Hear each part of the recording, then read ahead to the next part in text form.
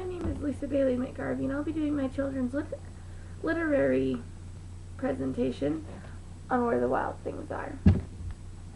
I chose this book because it has several aspects in which could complete the language arts curriculum. It's an excellent children's book and has received the book award, the Caldecott Book Award. It is simplistic, and also it will fit the lesson plan. The lesson plan I chose was K through 2nd. I've adapted it slightly in order for it to fit special education, and mostly directed towards autistic children or children with other disabilities that are similar to that one.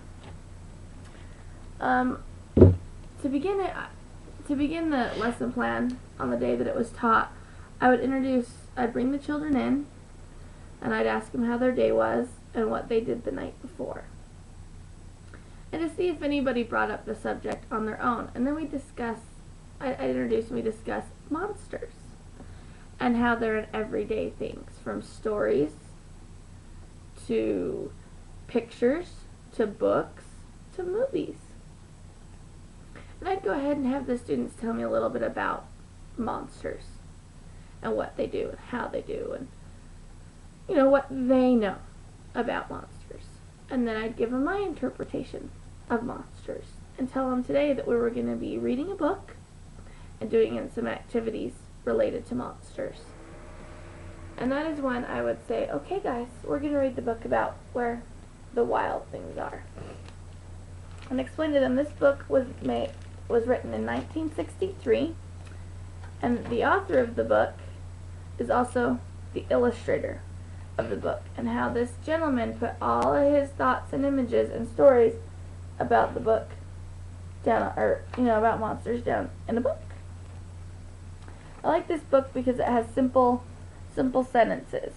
The night Max wore his wolf suit and made mischief of one kind.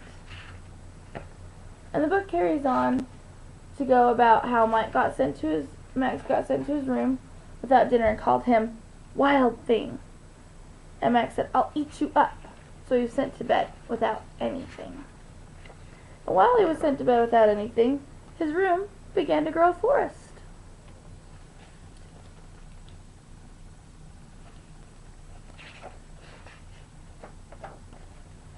And as his imagination grew, so did his forest. Then all of a sudden, Max had a boat. And of course, he was gone for weeks, according to the book. His imagination took him away for quite some time. And then all of a sudden, he got to an island where Max said, "Be still!" And he became this king of an island, where he was the king of all wild things. But most importantly, he said, and the phrase that most every adult knows is, "Let the wild rumpus start." And there's a lot of pictures in this book where it's just pictures, no words, so the children can imagine and figure out what a rumpus is and how they would rumpus.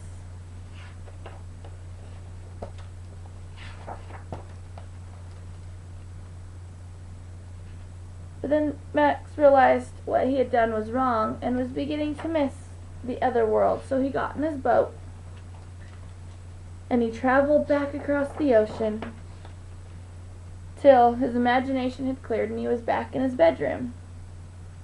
And sure enough, he had supper waiting for him. And most importantly, it was still hot. This book was written in 1963, and to this day still has it read to children in schools, still has lesson plans made out of it, and recently a movie. And after me and the students read the book, talked about the book, maybe even planned the movie in, depending on the age of the children and the disabilities of the children I would be teaching, we would make the masks. The lesson plan, originally pulled off of live binders, had the children's cutting out cutting out the masks that you see taped to these plates and taping them to the plates after they've been cut out. What I did is just left them taped to the plate with some cool popsicle sticks. Then I let the children color the masks as they see fit.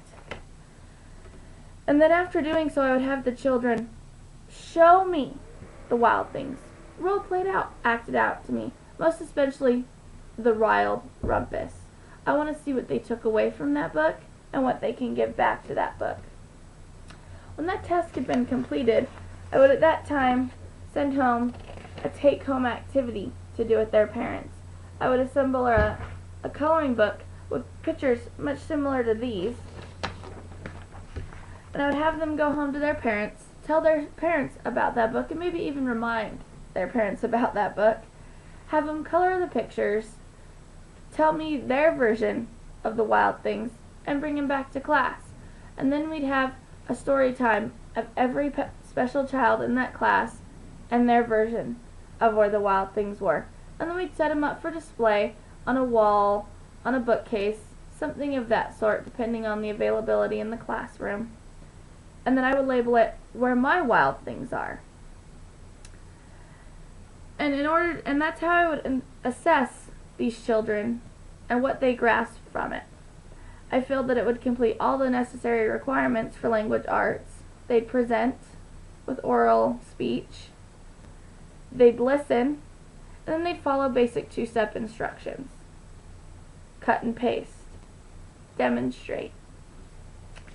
And this concludes my children's lit project.